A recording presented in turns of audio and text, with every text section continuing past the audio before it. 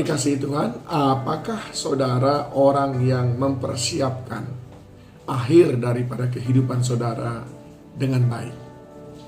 Bukankah semuanya itu bukan sebuah kebetulan, tetapi merupakan usaha kita untuk mendesainnya, merencanakannya, dan mengejarnya semampu kita. Semua kita ingin mendapatkan akhir kehidupan yang baik. Kalau mengawali yang baik, banyak sekali orang bisa. Tapi mengakhirinya, tidak banyak. Alkitab mencatat, lebih kurang ada 800 pemimpin di Alkitab. Dan hanya 100 diantaranya memiliki informasi yang lengkap dari awal sampai akhir daripada pelayanannya. Sebuah penelitian pernah dilakukan, dan hasilnya dari 100 pemimpin yang ada di Alkitab itu, hanya sepertiga saja yang mengakhiri era kepemimpinannya dengan baik. Atau dapat dikatakan, dari 3 orang, hanya 1 orang yang mengakhiri dengan baik. Bagaimana dengan kita? Adakah kita mempersiapkan akhir hidup kita kelak akan berakhir dengan baik? Cerita baik atau cerita buruk mengenaskan, padahal sudah dia awali dengan sangat baik. Paulus berkata di dalam 2 Timotius 4 ayat yang ke-7, aku telah mengakhiri pertandingan yang baik. Aku telah mencapai garis akhir dan aku telah memelihara iman. Semua kita ingin mengakhiri pertandingan kehidupan ini dengan baik. Tapi tidak semuanya kita mempersiapkan diri untuk mendapatkan akhir yang baik itu. Sama seperti semuanya kita ingin diberkati, tapi tidak semuanya kita melakukan hal-hal yang akan mendorong kita untuk menjadi orang yang diberkati. Di Alkitab ada seorang raja namanya Raja Asa.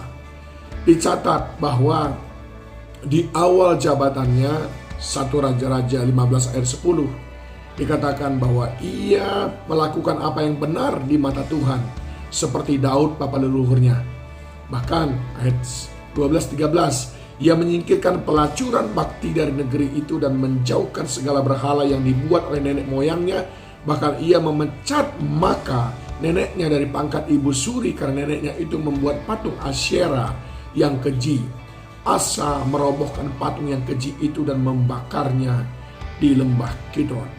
Luar biasa sekali Asa di awal pemerintahannya.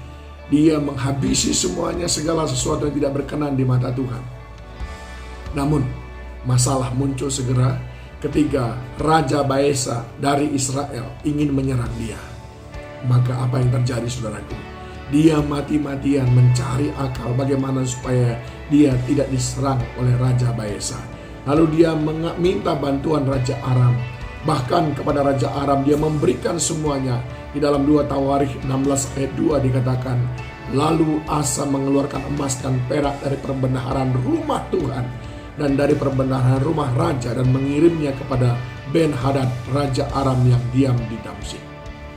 Bukan uangnya sendiri, bahkan kas gereja pun diberikannya kepada Raja Aram supaya dia membantu Raja Asa ketika diserang oleh Baesa. Bayangkan saudara yang dikasihi Tuhan, mengawalinya dengan luar biasa, tetapi dalam perjalanannya dia menunjukkan bahwa dia sebetulnya tidaklah sekokoh itu. Imannya tidaklah sekokoh itu. Sebagaimana Paulus berkata, aku memelihara iman. Adakah saudara mengenal banyak tipe orang seperti itu? Awalnya berapi-api, akhirnya berasap-asap. Semangat pagasing, sebentar saja semangat, langsung lenyap. Apa yang perlu kita pelajari di sini, saudaraku? Supaya kita tidak hanya mengawalinya dengan baik, tapi juga kita kelak mengakhirinya dengan baik. Kita perlu mempersiapkan sebuah akhir yang baik. Ada 5 hal yang perlu kita ingat ketika kita ingin mempersiapkan segala sesuatu untuk mengakhiri pertandingan kehidupan ini dengan baik. Yang pertama, kita harus memiliki daya tahan terhadap pencobaan.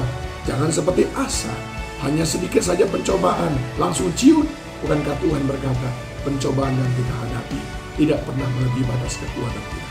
Miliki daya tahan, saudaraku, atas segala pencobaan. Hari-hari kita akan penuh dengan pencobaan. Apakah dengan setiap pencobaan lalu kita kecut dan tawar hati? Kita tidak akan pernah bisa mengakhirinya dengan baik. Yang kedua, saudaraku, jangan abaikan peringatan Tuhan, termasuk lewat hamba-hamba Tuhan. Raja Asa mengabaikan peringatan dari Hanani, seorang pelihat. Raja Asa diperingatkan dengan keras oleh Hanani, dengan tidak sekali-kali mengeluarkan perbendaharaan dari rumah Tuhan, dan tidak sekali-kali mengandalkan manusia, tapi mengandalkan Tuhan. Sebagaimana dicatat dalam Yeremia pasal yang ke-17 ayat yang ke-5, terkutuklah orang yang mengandalkan kekuatannya atau mengandalkan manusia, tapi diberkati orang yang mengandalkan Tuhan. Ayat yang ke-7-nya diingatkan, kalau saudara ingin mengakhiri pertandingan hidup dengan baik, jangan abaikan peringatan dari Tuhan, termasuk peringatan dari hamba-hamba Tuhan. Yang ketiga, miliki komunitas yang baik. Lewat komunitas itu, saudara memiliki orang-orang yang juga akan mengingatkan saudara. Kita melenceng sedikit, ada orang lain yang mengingatkan kita. Dan yang keempat, setialah di jalan Tuhan. Setia di jalan Tuhan ini membutuhkan sebuah komitmen yang tinggi, saudaraku. Miliki itu. Dan yang terakhir, berjuanglah untuk setiap hari bertumbuh. Perjuangkan, tidak ada hari yang saudara akhiri tanpa bertumbuh di dalam iman percaya kepada Tuhan. Maka saya percaya akhirnya kehidupan kita akan kita tutup dengan cerita yang manis, yaitu kisah yang menyenangkan hati Tuhan. Mari mempersiapkan cerita akhir kehidupan kita yang baik dengan miliki daya tahan atas pencobaan. Jangan abaikan peringatan Tuhan. Miliki komunitas yang baik. Setia di jalan-jalan Tuhan. Berjuang setiap hari adalah hari untuk bertumbuh di dalam Tuhan. Tuhan Yesus memberkati kita.